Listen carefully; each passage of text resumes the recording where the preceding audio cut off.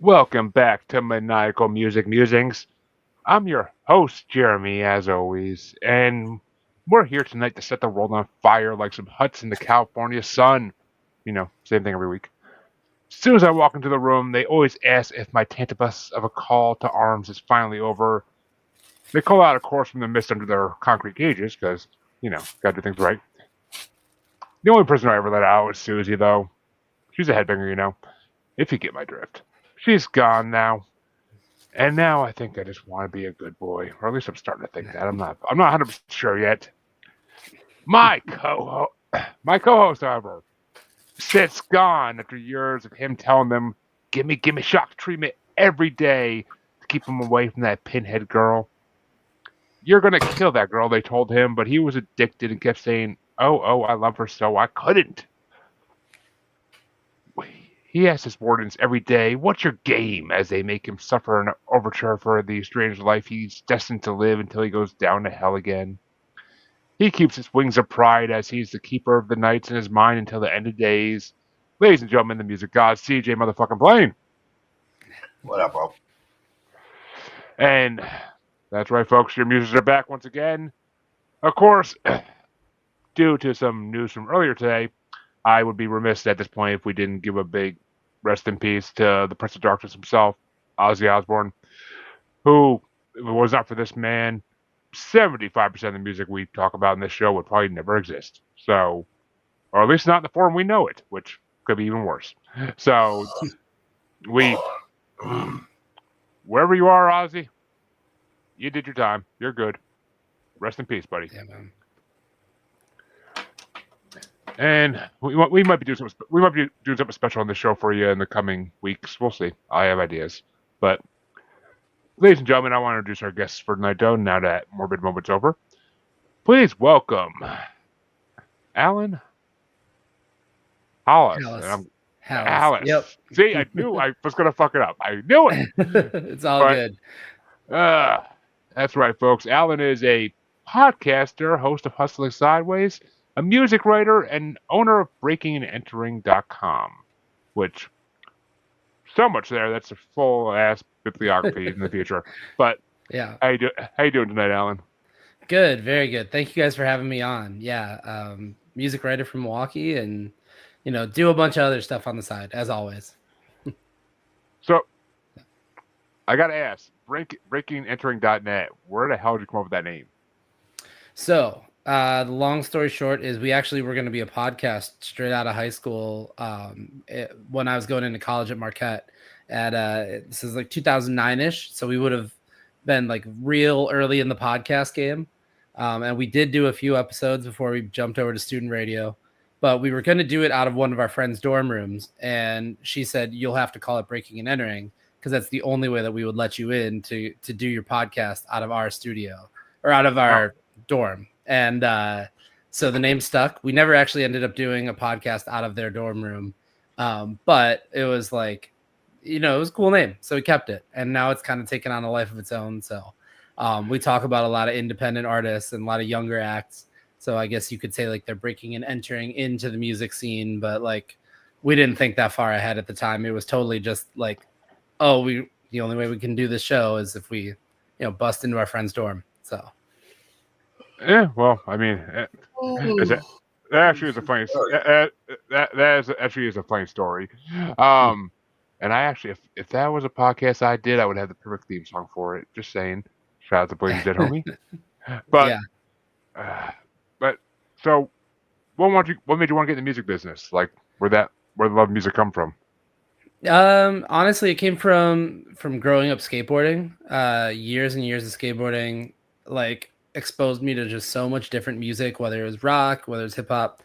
I grew up listening to a lot of like punk rock early, and then I mean, as everybody else in my generation, we all played the Tony Hawk games and got exposed to hip hop and metal and all of the different things along the way. I would say that skate videos too, just watching skateboarding videos, like the soundtrack was totally what got me into so many different types of music. So I ended up producing hip hop from there, like discovering producing hip hop because I didn't have enough people in my neighborhood to play in a band with. So I mean, like it was me and my best friend, and we were in a basement jamming, and that was about it. So then hip hop I could make on my own.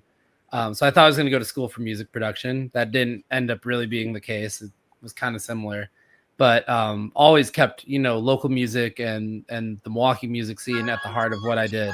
So that's how we got there. Yeah, an interesting road for sure, definitely. Mm-hmm. So, so, and tell me, wait a minute, Milwaukee. Tell me, this was '90s. So tell me you guys were into some Cottonmouth Kings.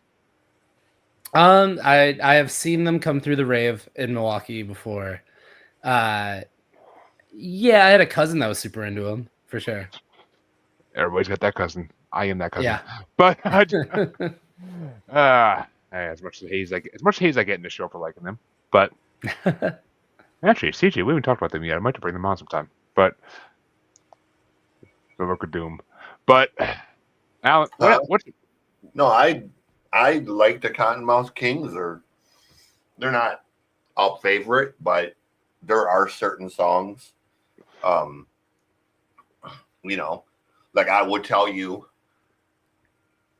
any new stereo I get, be it in a car or a house or anything, automatically gets tested with the song Chronotron because it just has the sickest bass grooves of any song other than like Bounce by Run DMC. Those are my two go-to songs to test like any speaker's bass response. So, but There I you go. mean, It's what you got to do. there's Cottonmouth is Cottonmouth, They do punk, they do hip hop, they do reggae, so and now they're basically non-existent for the last like 5-6 years. But well, one of them died, so oh yeah, I mean, one out of like seven. hey, let me put it this way: they gave the world Big B. Good Yeah, enough. There you go. Yeah, true. I love And Big they B, bro. That's my and they yeah, and they help pump out Mad Child and Slain to the American youth more. yeah, So, kind of. but Alan, what album did you want to bring us, and why did you want to bring this one? So today I brought up, and I have the vinyl of it sitting here. The Ramones' second album, Leave Home, is our record for today. Honestly, I have a ton of albums I consider like favorite albums. Like for me, NoFX's The War on Terrorism is like one of my favorite. NoFX is my favorite band for sure. But the Ramones were the band that got me into punk rock, and it was stuff that my dad listened to. And I remember picking up this album from a shop on the east side in Milwaukee, and I don't even know why, because like he didn't listen to a ton of vinyl, but he had it. But I remember going into a store and picking up this copy of this record, and it ended up being like my favorite Ramones record. Like when I put a turntable up in my room, that is the one that I gravitated towards. A lot of people love the first album. I feel like the second album by the Ramones is like the one where they like gel the most for sure.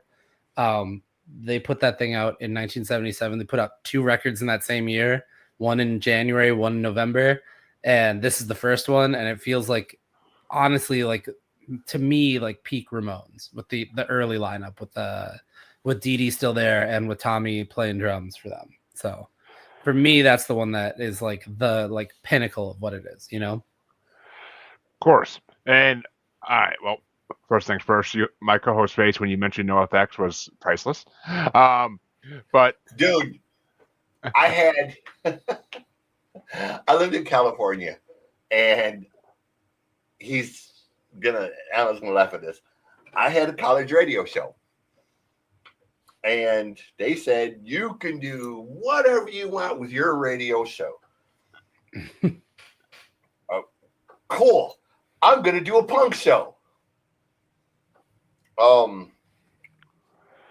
Apparently there was a misunderstanding of what their definition of punk and what my definition of punk was. Okay. They thought I was gonna play Green Day and Good Charlotte and Offspring.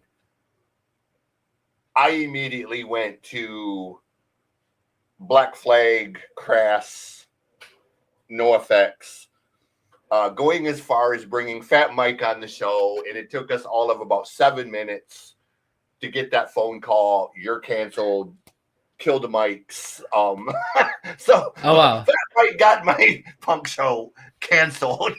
Oh my goodness. So, What could you have done in 7? I would say with anybody else, what would you could do in 7 minutes that would get you canceled? Fat Mike is definitely somebody who can get you canceled in 7 minutes.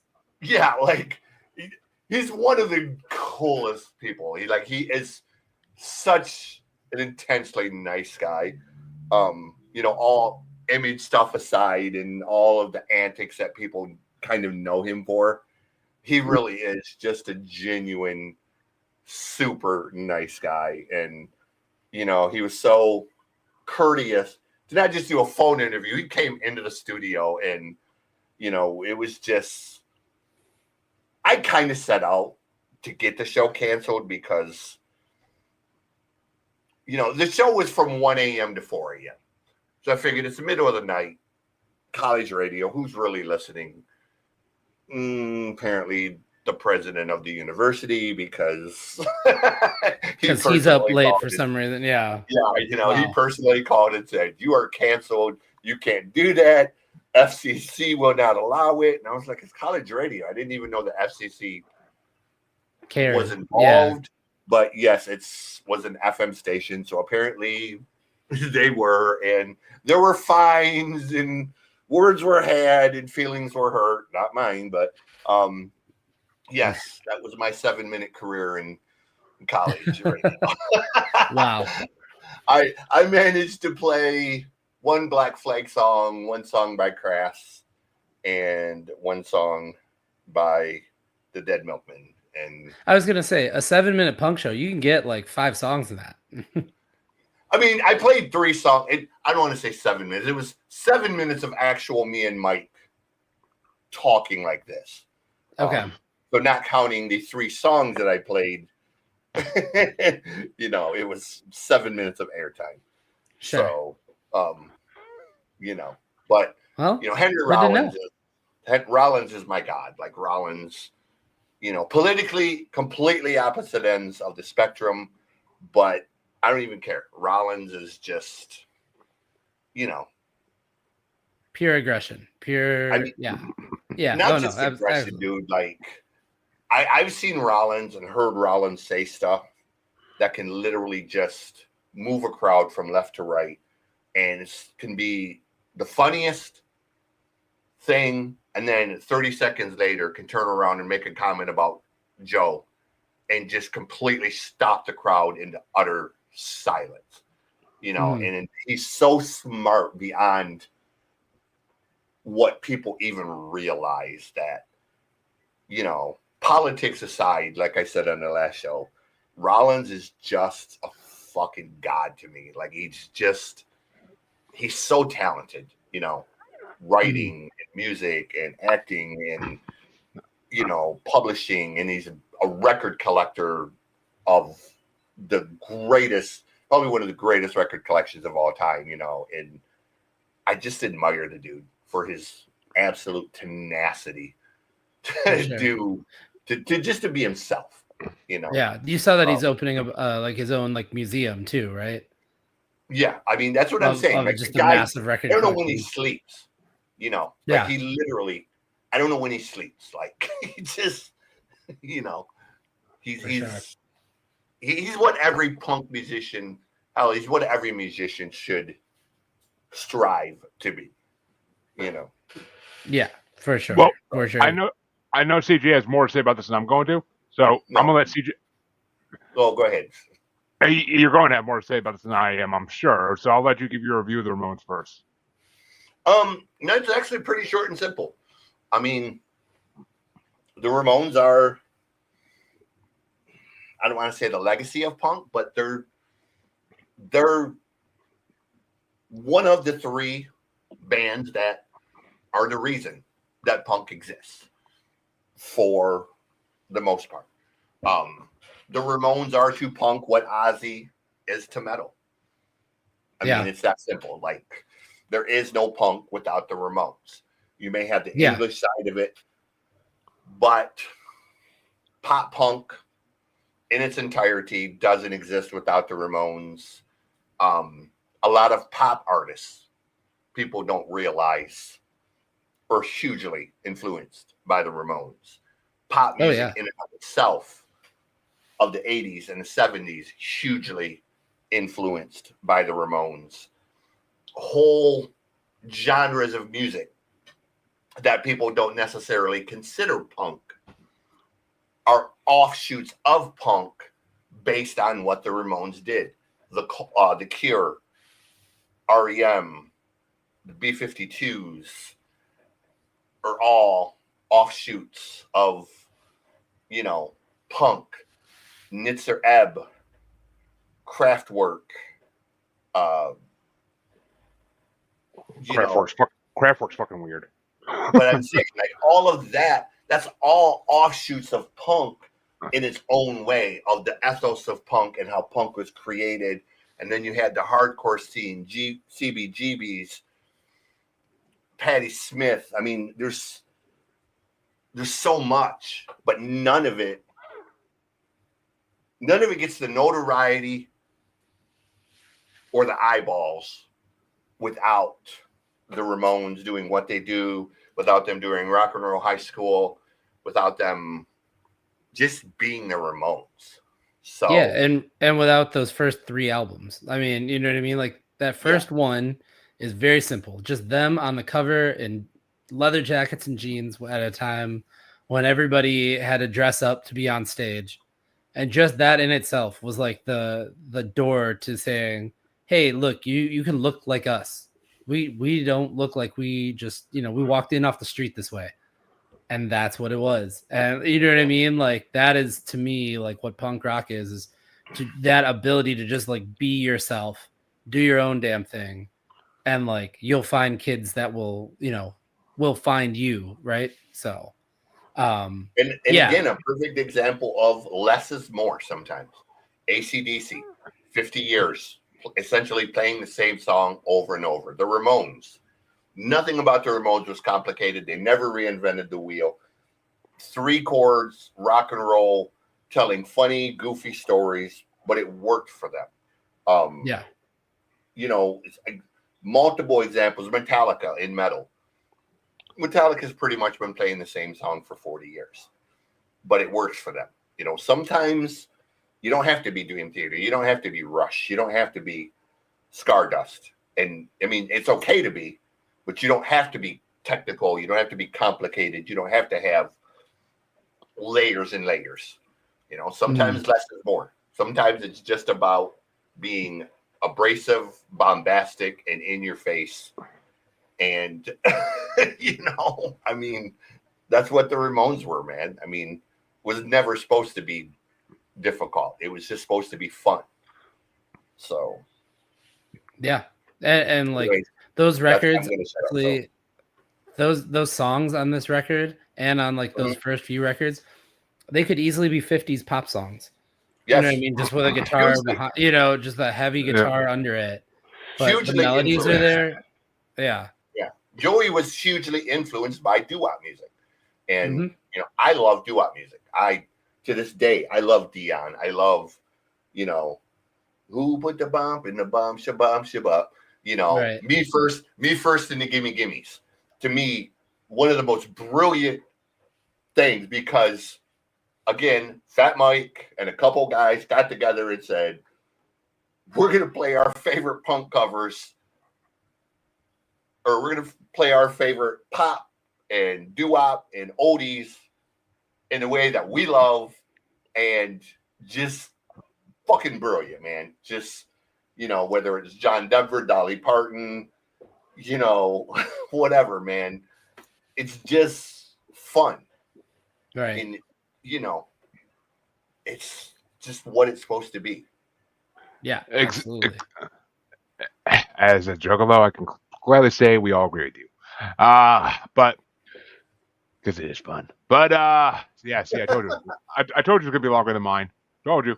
But I'm sorry. I really didn't have all that much to say, but it comes out. I learned by now it comes out naturally out of your mouth without you realizing it does.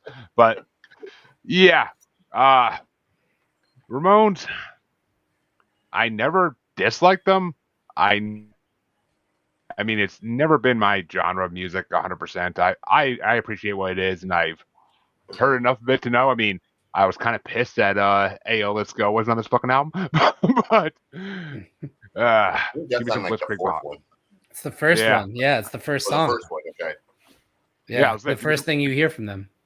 give me some Blitzkrieg Bop for God's sake. But I'm I a mean, huge fan of the Mondo Bizarro record. I mean, I know most people only know it for Pet Cemetery, but there was something about that record, man, that they kind of took that left turn into hard rock, Yep. and it worked for them for that lineup, Right. of Yeah, of the exactly. Very Ramones. It much. worked at a time when they were well past their prime, and a lot of people Mhm. had forgotten about them, and they sort of come out with this record, and it was a great fun record, but it a little darker. It had that sort of I don't want to say Danzig, had that sort of Misfits type of vibey to it. Yeah. And it was my first year of college, and I played that record so much that Yeah. it just sort of became one of my favorites by them. And I know a lot of people don't like it as much, but whatever. I can't. I don't think I've heard it actually, but I mean, my So my it has exposure Pet Cemetery on it. that doesn't mean shit to me. But if You I don't if know I Pet Cemetery. if I heard it, I might know it. I just don't know it by The name, movie. maybe. But The movie Pet Cemetery I know. was I don't Oh, want to be buried in a pet cemetery. oh, It was like a yeah, heavier okay. version of the Ramones. Yeah. Yeah. Yeah, okay. I know that song. But Yeah. yeah, see, I wouldn't even recognize those them. But the Ramones were just never my thing. I always known they existed. It's one of the you hear them everywhere. You hear them on movies and TV shows all the freaking time.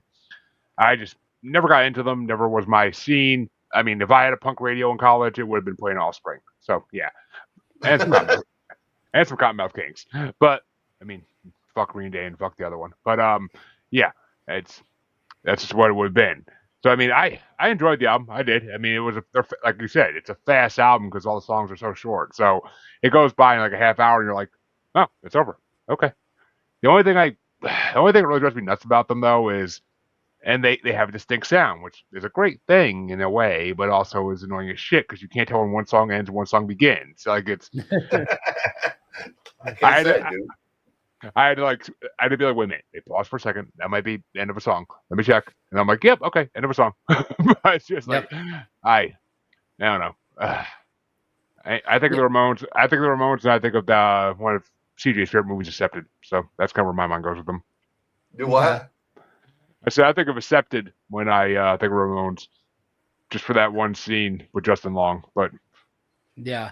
I still love What that. to your point too, like what you were saying, Ask like me about my wiener. to your point though about like you didn't know where one song ends and one song like begins. Like there's some DJ in New York was saying, once the records came in, like you'd play, you'd be like, yo, we got the new Ramones record, we're gonna put it on. And they'd put it on, and then the first song would segue right into the second song, would segue right into the third song. And the guy couldn't get out of the record because he didn't have the structure Yeah. to like, oh, there's like 10 seconds in between songs or whatever to like clearly stop the record. So he would play through like the first three songs and eventually just like whipped it off the turntable. It was like, I'm not doing this anymore. So, but that's what the Ramones did. And their live show was like that too. Literally would play as fast as possible. I was just watching some like concert footage of them right before this because, thinking about this era of the band and watching a concert of them on YouTube, and one song's done and they are playing as fast. They're playing faster than what's on the record for sure. And they're jumping around and still being like technically proficient. And then like one song is done and it's boom, right into the next one, boom, right into the next one. Oh, in the course of a half-hour set, like they used to get in trouble because they'd be booked to play an hour and they'd finish their whole set in like 40 minutes because they played everything faster live than they did on the record, And So. Joey wasn't a talker. No, there was very minimal. I mean, I got a live album back here somewhere that's I just picked up that is 27 songs on it. And it's just a standard size 12-inch record. Like it's literally like So 27 songs in probably 40 minutes. Like you can't get that much space into vinyl, into a 12-inch vinyl. So That's insane. which I guess that's a great way if you got a lot of songs you just want to turn out fast. But I mean, in this day and age, that just never would fly because you wouldn't be able to get recognition for any of your songs being that fast. But Yeah. it is what it is. But well, I don't what are know. your top? Anal Cunt did pretty well. Well, with 6-second songs. So, Yeah. or I'm sorry, 7-second songs. Well, Alan, what were your top 5 tracks off your album?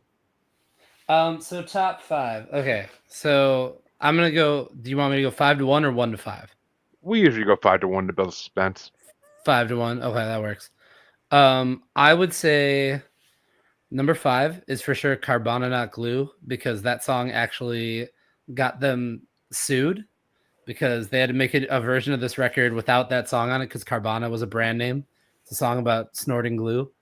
And they were like, no, it's Carbona. It's different. And so they got sued for that. So that automatically puts them in there. That's number 5 for me. Number 4 is Commando. Number 3 is You're Gonna Kill That Girl, because that's like just is a really, really catchy song. Number 2 is Pinhead, because it's like a classic Ramones song and it has the Gabba Gabba Hey chant in it and everything like that. And number 1 is actually Oh, I Love Her So, because that is one, like we said, that talks about like it's like that 50s pop doo-wop thing, but like I don't know. The first lines are, I met her at the Burger King. We fell in love by the soda machine. That could have been a song in the 50s, but it just is, to me, is like what the Ramones were all about entirely, Yeah. So that's my 5-1 on that one for sure. CJ, what are your top 5 on it? I got I Love Her So is my number 5. You're Gonna Kill the Girl, number 4. That one was actually that was actually one of the songs where the guitar riff was based on a Mama and Papa song. Mm-hmm. California Sun is number 3. Pinhead is number 2. But number 1 for me, one that I have continually played as a cover in various bands that I've been in. Susie is a Headbanger.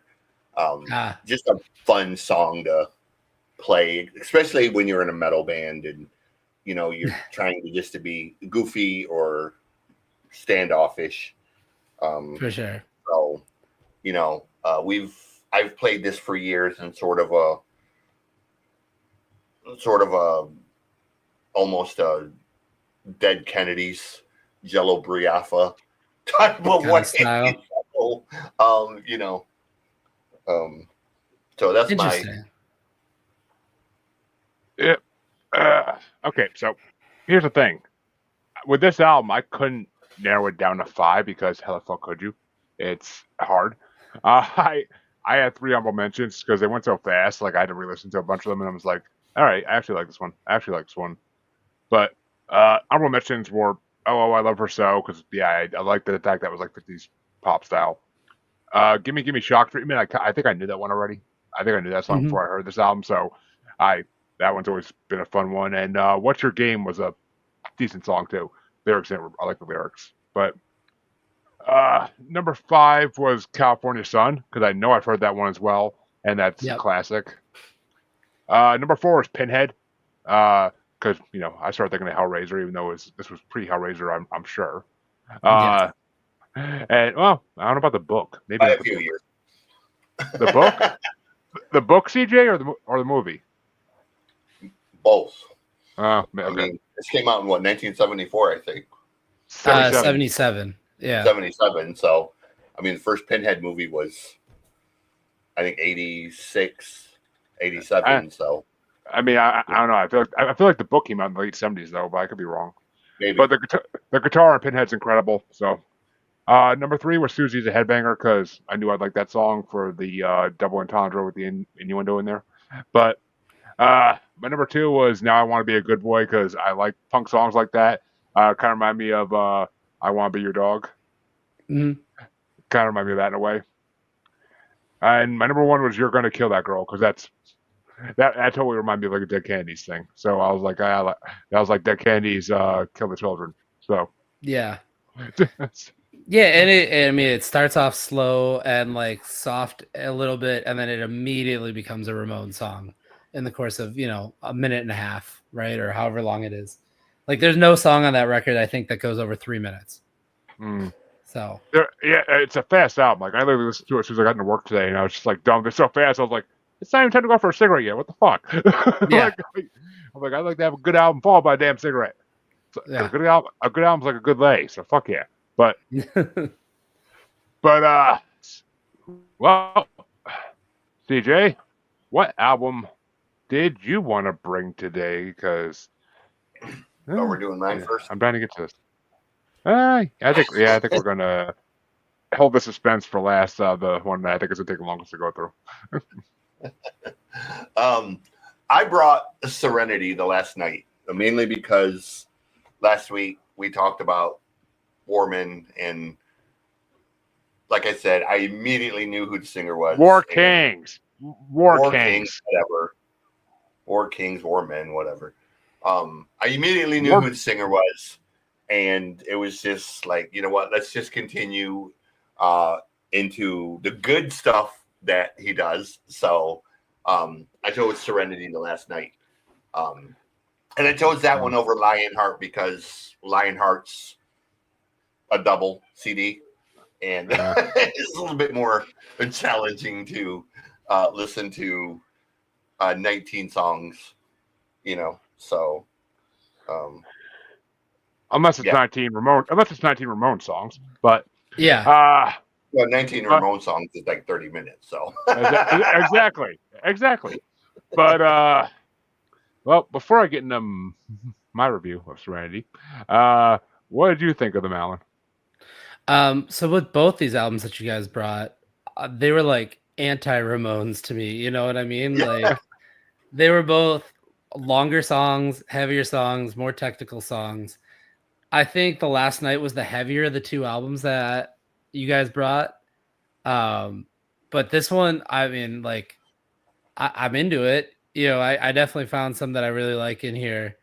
And like this one kind of cruises through. Like, there's not a lot, it's still not like we're not doing huge 7-minute solos or anything crazy like that.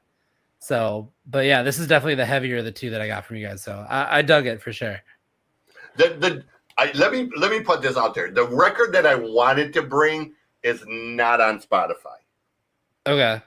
It is on Apple Music. It is on YouTube Music, but not on Spotify. And if I would have had my first choice for this week, I would have been by a band from St. Louis called The Fuck Off and Dies, and they have a CD called Dear Liver. That would have been my first choice. So, yeah, okay. I mean, I almost picked London Calling by The Clash, but that's like a double album and very long. Yeah. I might have had to tell you that one's already been brought, but I could be wrong. I'd have to think. Oh no, wait a minute, no, I don't know. I feel like we've done at least one Clash album, but I can't remember. It's been a while. That would have been perfect for last week when I brought the new Youngblood record, because I don't care what you say, dude. Youngblood is literally like I told you he is Joe Strummer and Freddie Mercury combined. Like I told you I end up liking a little more of his songs off that album. All right, Jesus. But as far as Serenity goes, yeah. So I went into this with high hopes because it was the same singer as War Kings, and I freaking love War Kings, but the problem I have with Serenity, I mean, I liked it. I definitely want to hear Lionheart and the other albums they've done because I need a better, broader perspective of their whole career to really give them a good review. But this one album, I can't say I was like overly impressed. Like, it just sounded like another power metal album, and as a power metal lover, that's saying something. Like, there was nothing that really made it stand out immensely. And yeah, his voice is always great, but he didn't have the instruments back him like he does in War Kings that make it even better, that make it more epic sounding. His band sounded like they were just playing to get paid, basically, and that's all they cared about. Like that's what it seemed like. There wasn't much like oomph or thrill to it. Like it was just here's a song, here's another song, different chord. But I mean, that's basically what it sounded like. And the Christian, like I know that he is as like Christian rock for this band, but the Christian overtones on it got a little bit like to the point where I'm like, I feel like I should be on my knees praying and drinking some wine here. But uh, like, all Yeah. hail the money. Oh, I always forget that they're a Christian band, and they don't advertise it, but they it's are. pretty. If you listen to the lyrics, it's pretty fucking. It's pretty fucking obvious. But it's. I don't. Yeah. I want to like them more than I want to be more impressed by his album than I was. Honestly, like that's just what it is. Like I wanted to be. I think I set my bar too high when I went to listen to it because I was expecting like something War King esque. Like I was like, all right, he probably came from this awesome ass band and then went to start an even more awesome band. And he definitely went to start a more awesome band. Just this band wasn't as awesome as I thought it would be. So I definitely found some. I found five in an honorable mention I like. That wasn't an issue. It's just it's basic power metal, basic fantasy metal. That's all it really is, with highly Christian overtones. My God, but which I can do. I can do Christian rock. I can. I freaking I mean, POD is not bad. ICP is freaking Christian juggler rap, technically, supposedly, I guess. But I can't. I still can't explain that one. I've tried 1,000 times, and I usually can make it work, but it's just hard to explain. But so I can dig the Christian shit, but it was like almost like a Sunday school teacher trying to put together a band. But that might be a little harsh for it. I mean, hey, I can see where you could get that. Yeah. There are some rad Sunday school teachers out there that could probably do this shit. So all they just need to have a good singing voice. But what were your top five off the album, CJ? Let me stop my charade of shitting here. So for me, both versions of Souls and Sins are great. I like it. Number 4 is Invictus. I like that big, bombastic singing style that George does so well. Number 3 is Set the World on Fire. Again, that big, bombastic, singable choruses. Number 2 is the ballad on the record, My Farewell. I love how it starts off with the piano and kind of kicks in. And my favorite song, though, is My Kingdom Comes. It just, it's such a great epic song, I think, for them. And, I know George can be a little heavy-handed, but, the guy's got a PhD, in world history. He's a professor, and he teaches. What he teaches, I found out. I thought he taught world history. He actually teaches historical economics and historical mining techniques. That sounds like a class you would sleep through. So, literally, like when you brought War Nights. No, Windfall, or not, Windrose. Oh, Windrose, yeah. When they had that song like Dig, Dig, Dig, that's literally what George teaches is ancient mining techniques. Like I thought he taught world history, but he teaches, it is world history, but his emphasis is on ancient economics and ancient mining techniques. And so he actually teaches a class about we are dwarfs and we will dig a hole. Yeah, so essentially, and I thought, okay, that was kind of hilarious all Thanksgiving because I talked so much shit about Windrose when you brought it on that. Guy that I liked teaches what fucking Windrose was singing about. So okay, well, unless I will give you that one, Jeremy. I mean, unless he's teaching at Hogwarts, he's not talking about dwarfs mining. But still, I get the similarity. And Windrose sings all about Middle Earth and Tolkien stuff. They freaking love all that crap. But right. I shouldn't call it crap. I shouldn't call it crap because I do love Tolkien. The majority of what George writes is about the Knights Templar. So yeah, which Yeah, he wants some good Night Templar songs. I can suggest some other good ones. But bring Powerwolf into the fucking mix and they'll destroy the shit out of all his songs about the Templar. But Alan, what were your top 5 off the Serenity album? Top 5 on the Serenity album. So number 5, we're going with Down to Hell. Like the song, just everything about this record to me had like those big epic sounds to me, like coming from punk. I mean, I listen to a fair amount of metal, but I'm not gonna say this is like the most fluent genre for me. Right. So yeah, Down to Hell. Number 4, I went with Set the World on Fire. Number 3, I've got Souls and Sins, but not the acoustic one that's at the end there. Yeah. So I went with number 3 on that. Number 2, I went Call to Arms, because I like a good song that will close out a record and be strong. And then number 1, I went Invictus. I always like a song that like is in that spot, like second on the record, that can bring you into it, because like your first song, generally you're easing your way into an album.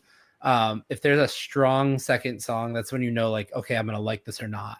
You know, it's really, where does it go from here? Am I gonna like the rest of this record or not? I think that lives in the second song a lot of times, and I like that one a lot, so I'm going with that.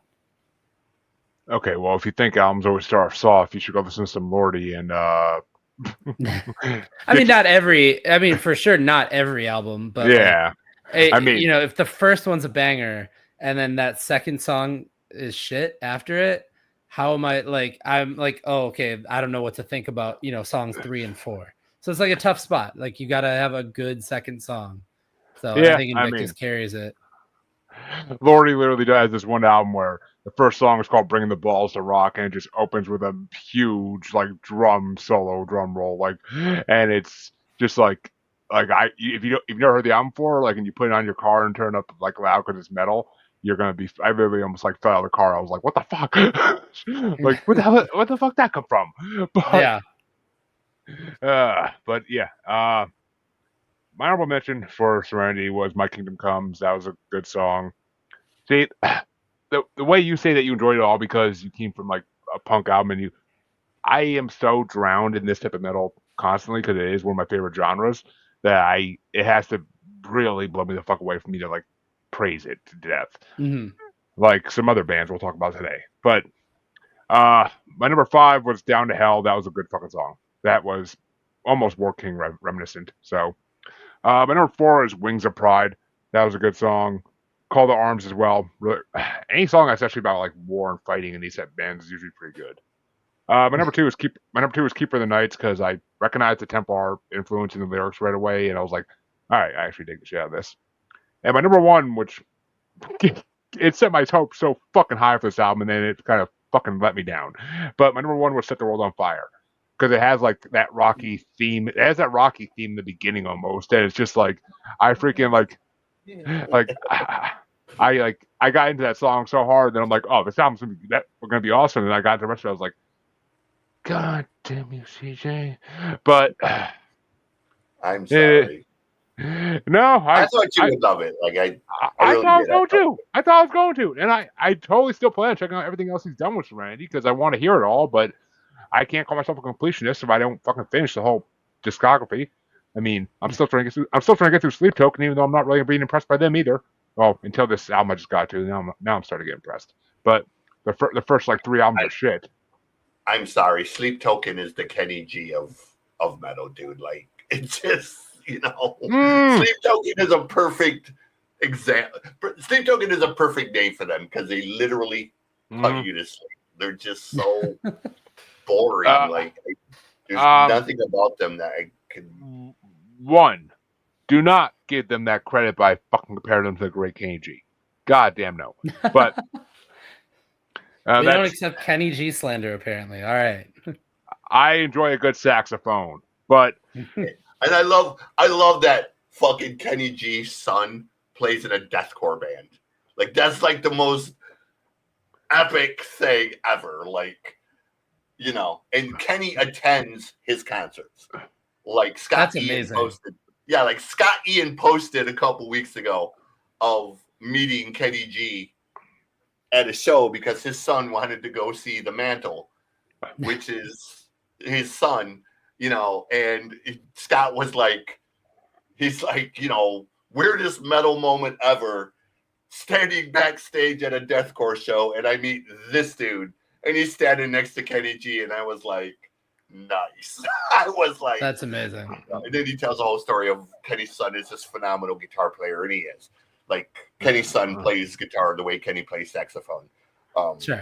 Which I want to hear the two of them together then, because saxophone with heavy metal guitar is fucking amazing. Ask Dog Fashion Disco. I actually think Kenny played on one of the songs by The Mantle. I'm almost positive he did. So actually, Alan, I should ask you this. Okay, because they're kind of a punk band in a way. Have you ever heard of Dog Fashion Disco or Polka Dot Cadaver?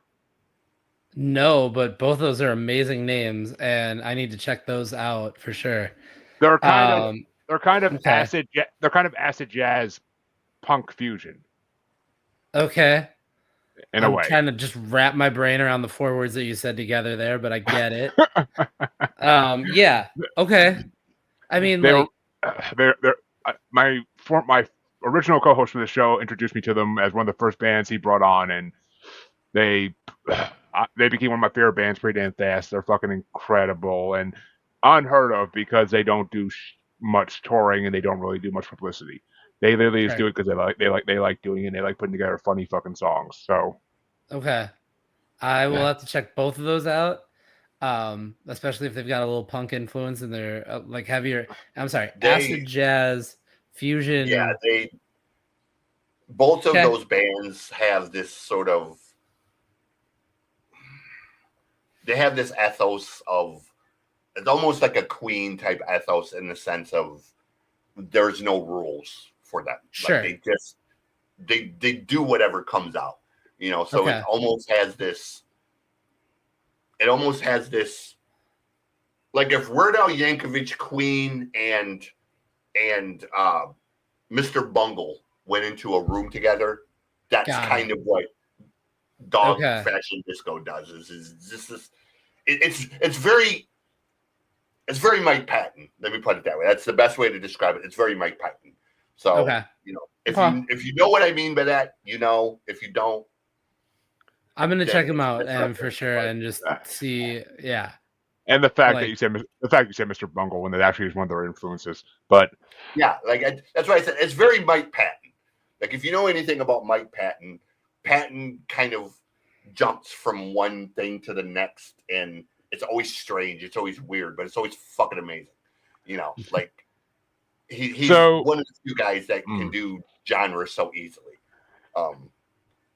That's how I feel about like David Byrne from the Talking Heads. Like, can do no wrong for me because he can literally make whatever he wants to make, and people would be like, "But fucking David Byrne made it," and so like immediately like you earn points for just doing that, So okay, that's why I'm into it. I'm gonna check him out. That's the way I am with Devin Townsend because Devin is, I would say I almost wish I did bring the Dog Fashion Disco for tonight's show, but I don't because of what I did bring. So to get to that, so yeah, you gave me Ramones, and I'm like, fuck. I'm like, I have no idea what to bring against these guys. I actually thought Cottonmouth King for a hot second, but I'm like, no. And I looked at 77. I'm like, shit, we've done so many 77 episodes in this podcast. It's not even funny. Like, I'm looking through all the albums thinking about that year. I'm like, we've done like fucking a quarter of these. Which I mean, for a year in the 70s, that's a lot of releases. So I'm like, we've done a lot of these. So I'm like, all right, what's something I've been digging the fuck out lately? I'm like, well, it's a music rare. So I'm like, what have I been digging the fuck out lately that that is very complex and he'll probably freaking like find it fun to pull it apart. And I was like, you know what? My original choice. Okay. Wow. That's all. Just so you know, CJ, we can listen to things on YouTube. I'm fine with that sometimes if I have to. Okay, well, like, I listen to Spotify, and I use YouTube Music. I don't use Spotify, so I listen at work, so I can listen to things on YouTube if I have to. But I just don't like it because I can't add things to my list on Spotify then. But whatever, it works either way. But so I'm like, all right, what can I bring? What have I been digging lately that I really wanted to bring to this show and I haven't had a chance yet? And I was like, all right, you know what? I found this band. I follow this singer, Patty Gurdy, who is a hurdy-gurdy player. and I've been following her for like a year and a half now, or 2 years, whatever. And Keep she, talking. I'll be right back. whenever she appears on a single or something like that, it shows up in my freaking notifications on Spotify. So I found this band because she did a single with them, and I just recently in the last month went through their whole discography, well, the 2 albums they had out at that point, and listened to them, and I'm like, this band is phenomenal. This band is beyond belief, fucking something I'd never seen before, and they're from Israel. How many bands can people say they listen to that are from Israel? So I'm like, you know All what? right. I gotta bring on Stardust, and I gotta bring on their album Strangers. I would have brought on their new album that came out last week, Souls, but I just I wanted to get this album on because of Patty Gurdy being on it, and because this album is just phenomenally well done, and it had to be talked about. I'm like, you know what? I haven't even listened to Souls myself yet. I plan to do that tomorrow, but like, I haven't had a chance to listen to the album myself yet, so I'll save that for a later date. But I'm like, let's bring out Strangers. It's a phenomenal piece of work. I like it a little bit better than the first album, so I'm like, let's bring it on just to see what everybody thinks of it. And lo and behold, CJ's response was the first thing I saw, and I was like, okay, I did good. But Alan, what did you think of Stardust? So of these two, this one for me is like more of what goes to my brain when I think like modern metal. Longer songs, a little bit more technical than maybe, I thought like honestly, just on pure like punch, like the last night was a little bit more like a heavier record. This one's more technical to me. But like I definitely see what you're saying. There's so much that is happening in this record. It's just like a very dense record in the sense of the amount of things that are happening. You've got some pretty crazy solos. You've got long epic sounding songs and power with all of that too. I mean, it's not like it's one you have to listen to and digest a little bit and have a couple listens to, I think for sure. Oh, trust me, I listened to it today again, and then watched I watched all their music videos today, but I watched every music video from this album as well because there's a lot of them. And watching the music videos is almost like the best way to understand this band because then you see everything happening like as it's happening, and you kind of get like how many different elements there are to each song, and it's redonkulous. And plus, is the happiest bass player you ever will see in your fucking life. In every clip of every video, he's the biggest, stupidest grin on his face. Like he's just he's so happy to be playing and to be there, part of it. Like it's all you see on YouTube is comments about that, like the bass player smile. And I found out today that they did a tribute Nightwish concert in Israel back in 2021 or 2021. So. Which for anybody who's a Nightwish fan, most people don't try to fucking do Nightwish covers because it's not an easy task, and it's not something you're gonna want to fuck up because Nightwish fans will let you hear it. They fucking blew it out of the water. Some of the songs I like the way they did it better than the way that Nightwish did originally. I mean, their version of Ghost Love Score can't beat Nightwish's by any fucking means, but it'll bring you to tears still. Just like Nightwish's. Like, it's fucking one of the most beautiful songs ever when they do it.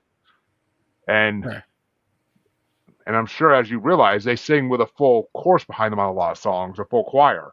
And hearing them do Nightwish live on stage with a full choir behind them, I'm like, why does Nightwish have a full choir behind them when they do fucking live shows? What the fuck? Like, it makes it so much better. It's phenomenal. It's just, Stardust is like one of my new obsessions because I can't get over how good they are and how insanely hot the singer is. Although, but so CJ, go ahead. I know you want to talk about Stardust. Stardust is a band I was introduced to because of Adriana. She did a few songs with the singer. Or she did some work with the singer. Vocally, they're very similar. Like if you listen to the Seven Spire stuff and the stuff that Stardust does, they have a very similar style of the high register to the regular register to the low register in kind of that weird timing sometimes. I love Stardust. Now, by far not the first band from Israel. I've dozens of bands from Israel. My favorite being Orphanland. Uh, Great death metal band. And I know saying Israeli death metal is kind of weird, but um, you know, I love Stardust. I love that they're so technical. I love that they're all over the place. The key changes and the time changes. The bass player is kind of makes the band, honestly. Like he throws in like little bass parts at the weirdest, craziest times. And it just really kind of, whether it's through the key changes or the tempo changes in the song, they're almost segues, like from they'll be playing this way, then bass solo, and they'll switch to this. And I don't want to call it a bass solo, but just sort of like this little bass part. And it's really the way he plays, as a bass player, he's a phenomenal bass player, man. Like if you watch the music videos, watching his fingering in the videos, that sounds horrible, but watching his fingering is fucking phenomenal.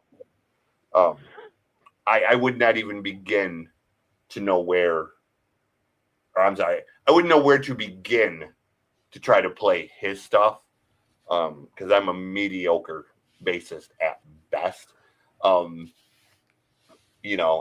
I am very much a Ramones style bass player.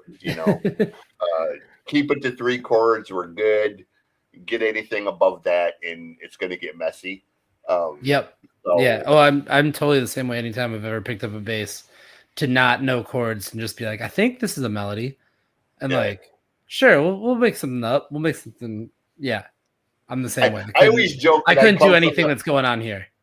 Yeah. I always joke that I come from the unskinny bop school of bass playing. Simple and easy, and that's all you need. Yeah, so you can do amazing things with 3 notes, man. If you know how to change them around. But I love this record, man. It's again, their new one is even better. Their new one. I watched. I'm just saying. I'm not going to give it away. I'm just saying they pushed the envelope even more. I've heard the 4 singles they released. I've heard the 4 singles they released from it, and those are phenomenal. So I can't wait to they pushed the envelope even further with what they started with this one. So I have nothing but great things to say about them. And it's amazing because if you actually watch the chorus singers' faces in the backgrounds of the music videos, everybody in that chorus choir is so fucking into it and happy to be there. They are so passionate about the music they're singing. Yeah. Like it's just phenomenal how much everybody's into it. Nobody looks like they're there just to get a paycheck. Unlike other bands today. But the fact that people talk endlessly about Ginger and In This Moment and completely ignore Stardust and Seven Spires and a few other bands drives me crazy, because both of those bands are terrible, and I just don't get the obsession with either one. But it's like, I get it. Tatiana is fucking hot. Okay, yes, she's a hot Russian, but all she does is just screech like a fucking demon, and it's like, but so. The girls from fucking Butcher Babies are hot as shit too, but guess what? They don't compare to this band in any slight source or way. It's just not a comparison. Like, it's the hotness of the singer does not make a band at all. Yeah, but the one quit the band, and she's the fucking singer of Lords of Acid now, and that is a major upgrade for me. Like, I was so happy. Don't get me wrong. I love Butcher Babies. Like, they're good music, but I haven't checked out Lords of Acid yet, but oh my god, bro, you are not prepared for Lords of Acid. We shall see. But I promise you are not prepared for Lords of Acid. Well, I easily could have ranked this whole fucking album. I tried not to, and in that trying, I have 4 more mentions. But oh well. You didn't give Alan a chance to say what he thinks about the album. I thought I did. Oh yeah. Just that it was more technical than the other one. Oh yeah, was. you did. I'm sorry. Yeah. Okay, I was gonna say, I'm like, I thought Game is Time to Shine. You did. But now we're talking about a band called Lords of Acid, and I also need to see what that is about. Just on name dude, alone. They're like Lords of Acid are a techno band that also do metal, that also do some of the most over the top sexually charged lyrics, but they're double entendres. They're electric. Okay. They're electric callboy. Okay. No. So the leader of Lords of Acid is a guy named Praga Khan. Okay. And Praga Khan wears one of the masks like the dude from Mad Max. Okay. The skull mask. Sure. So it's heavy EDM techno music, but the lyrics are like, one of the songs is called My Pussy. And you think that she's singing about, but she's actually singing about her cat. Okay. So it has this double entendre of. I was gonna say I appreciate a good, clever lyric and a good, clever angle on songwriting. Praga's a fucking. He has one about an LSD acid trip that went wrong. I mean, they're just the craziest band. Their lyrics, visually, everything about Lords of Acid is just over the top. Okay, so just be prepared when you go into Lords of Acid. It is going to hit you from every which way, musically, visually, lyrically.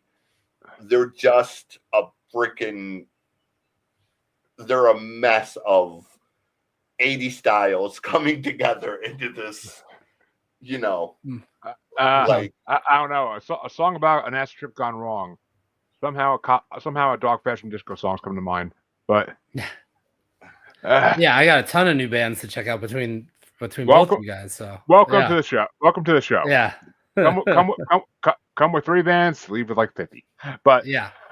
So my first honorable mention was Huts, because that's a fun song. I love the chorus in that song.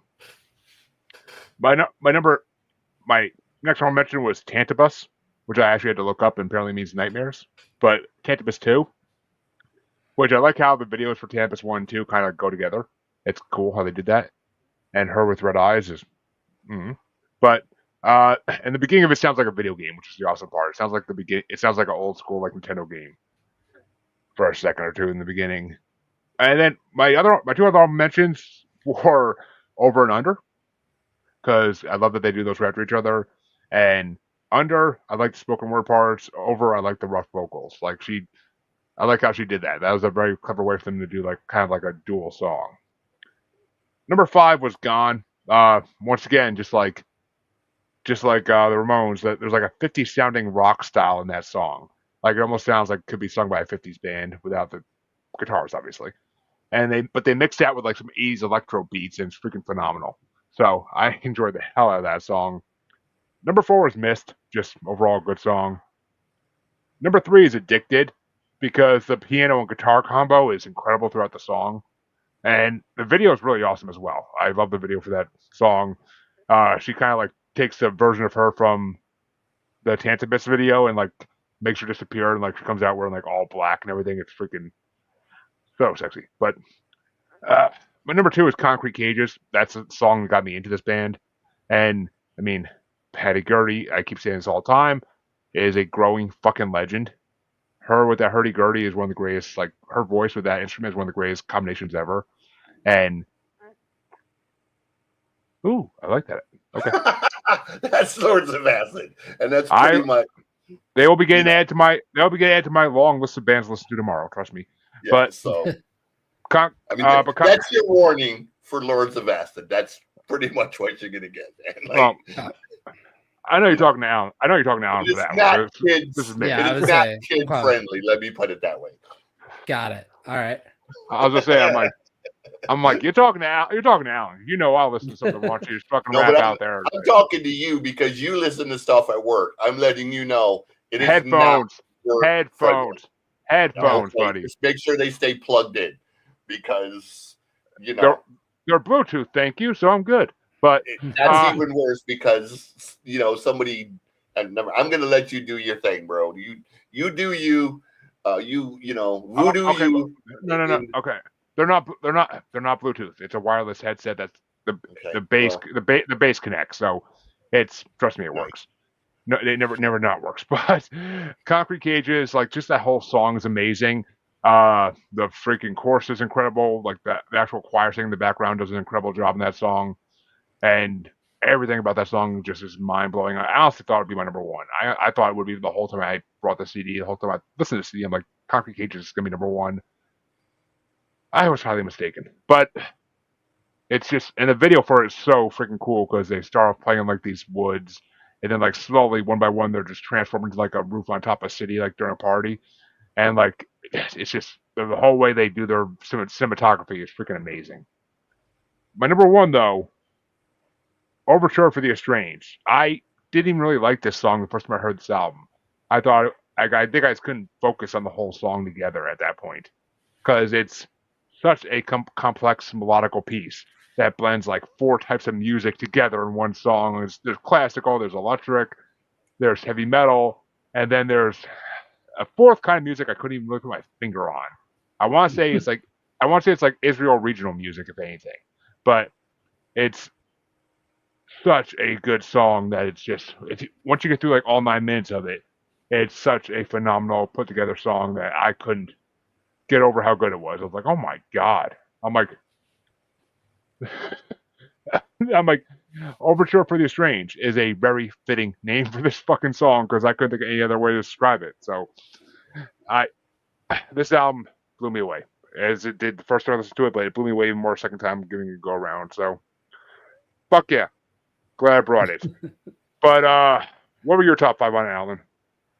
Okay, so number 5, we are going Break the Ice again, kind of with that same thing of like, good second song, fits in what it needs to do. Number 4 was Huts. Also like that one just for what it is. 3 is Concrete Cages. I noticed that I also have picked like the shorter songs generally. Number 3 though is Concrete Cages because just super unique, something different. I'm not familiar with Patty Gurdy and interested for sure, and just hearing where that goes from there. So that's 3. Number 2, I almost hit play on Spotify. That would have been bad. Number 2 for me was Addicted, and then number 1 was Tanibus. Tanibus was just stood out for me. I don't know, something about that song was like, again, I think I also gravitate just towards songs at the top of records too, and bands put them there for a reason, right? So that the whole opening of the record is definitely something pretty strong. But yeah, songs 2 and 3, like Break the Ice and Tanibus, were up there for me for sure. So Break the Ice video is pretty cool too. It's nothing too special, but it's all the videos are yeah, and good to see. I only listened to it. I didn't watch, so maybe Oh, I have I to see the clips I for never it too. I never I never expect anybody to watch the videos unless they happen to be on YouTube anyway, listening to it. But it's Right. just I had time at work today just to fuck around, so I decided to watch some videos. I never really got a chance to check out any of their videos, and I always wanted to. Besides Concrete Cages, I had to watch because it's Patty Kirby. Yeah, fucking cutest fucking elf in the world. But CJ, what were your top five for Stardust?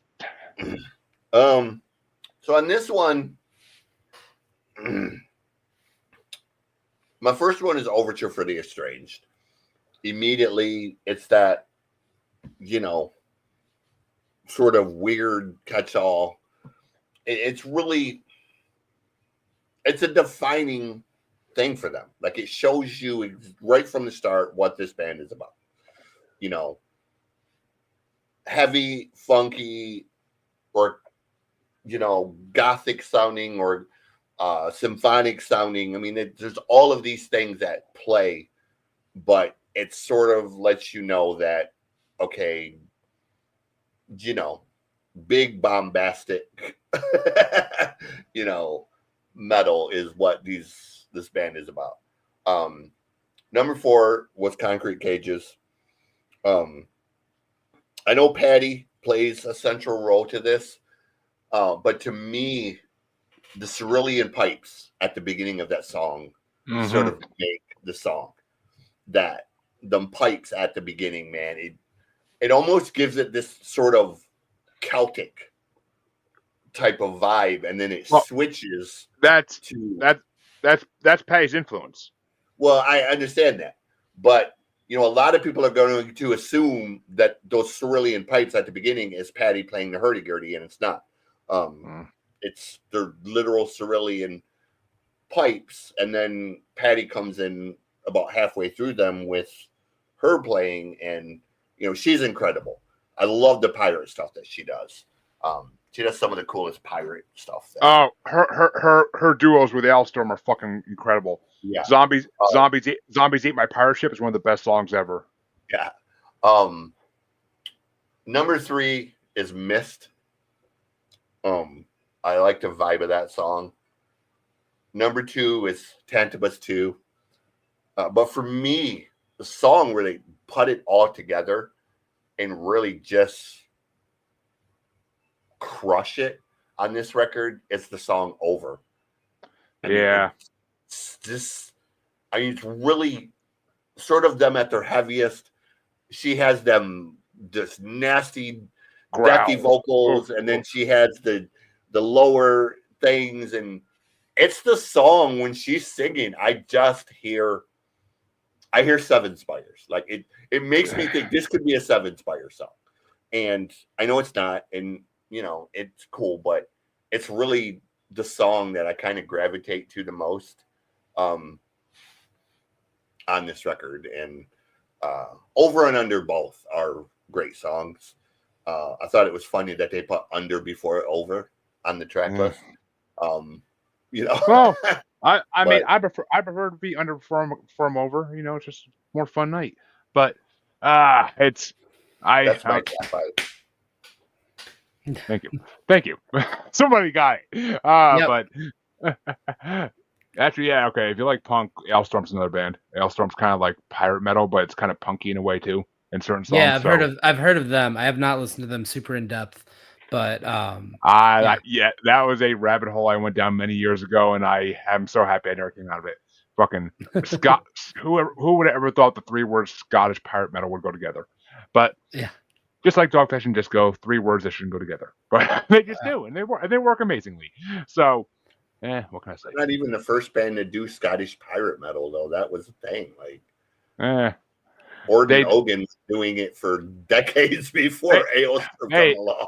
Alestorm fucking mastered it, and they made it like a party theme.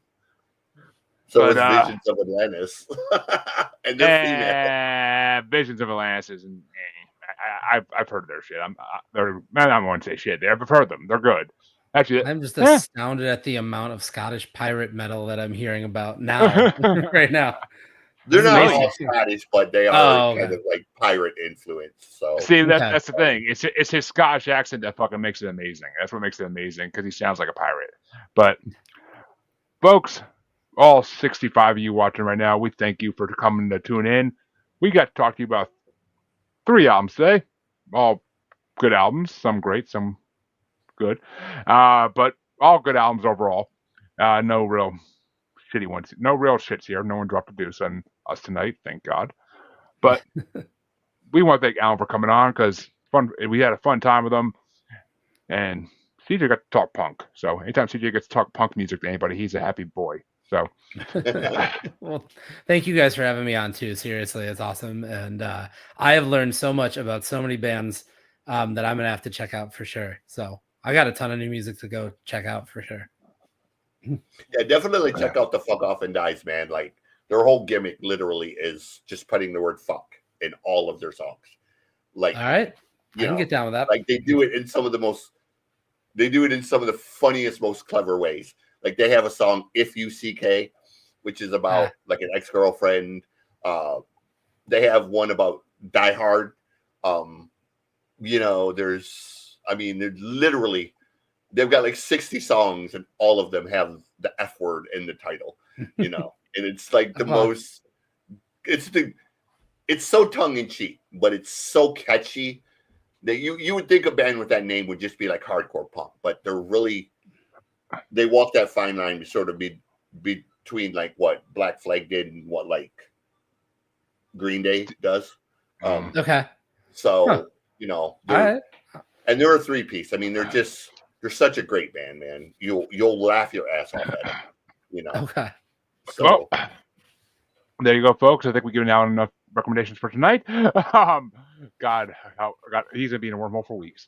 But come back next week, folks, where we already know the albums for next week, and let me tell you, this next week's gonna be just as great a show. I can promise you that right now.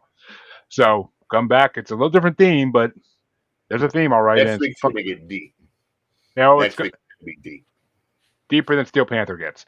But Alan, where can they find you, your website, your podcast, everything you do? Yeah, the main place for sure is breakingandentering.net is the website. It looks at the entire Milwaukee music scene, not just punk and alternative, but also hip hop. Tons of great music being made in Milwaukee. You can find me everywhere at Allen Halas on all of the social medias as well too. And then I also work for On Milwaukee, so you can find me writing about music and reviewing shows at onmilwaukee.com too. Oh, there you go. Short And and sweet. that's the best way to do it with the outros, man. And Music God, where can they find you? Speaking of short and sweet. Music God CJ Plain .rocks is the website. It is being updated, so be patient. I know some of the stuff is older. But as I do this web design class I'm currently in, I'm learning new tricks, and they're gonna fancy it up a little bit. You also can find me all over YouTube. What you see on the screen, the loud list and noise reports. Also, the Music God reacts. If you want to see me react to weird and eclectic music from all over the world, thrash bands from Pakistan, classical music from Kazakhstan, metal bands from Japan, country bands from Iowa. I got junk from all over. So yeah, just look up what you see on the screen and you'll see my ugly ass everywhere. And if you want to see the prettier side of Maniacal Music Musings, be sure to check me and us out, I guess. Any podcatcher. You can also find us on Facebook, being broadcast by Squatchy Largefoot. Good fellow that likes to broadcast our shows. And you can find us on X and the Gram as that Juggalo Bastard. And you can find us on YouTube as Maniacal Music Musings. The best place to see everything that's ever been done is YouTube. Only place, really. But come back next week. Great show for you. And then a week from Saturday, the final part of the Led Zeppelin bracket. Thank the fucking Lord. 7 parts will be done finally. 235 fucking songs. I am Zeppelined out for a fucking couple years. But come check that out. A couple of returning guests from previous brackets will be there just so they have a chance to be in the wheel and see if they can get the next win. So to choose something that's not Led Zeppelin for the next bracket. Yay! So tune in next Saturday to see that. But until then, have a good night, everybody. We'll see you next time.